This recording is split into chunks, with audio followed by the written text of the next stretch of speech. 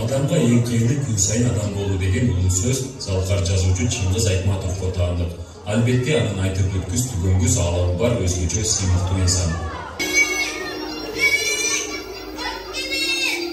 Адам экөөбүздү мектепке жеткирип турат.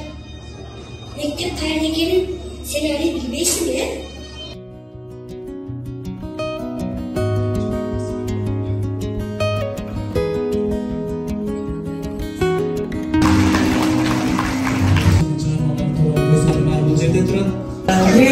Биlimdеги комплекстин барлык жагынан таланттуу балдар өздөрүнүн өнөрүн көргөзүштү, сабак учурларында эң мыкты сүрөттөрдү тартышты, дил баяндарды жазышты, эсселерди жазышты, дуал газеталарды чыгаргандар бар экен.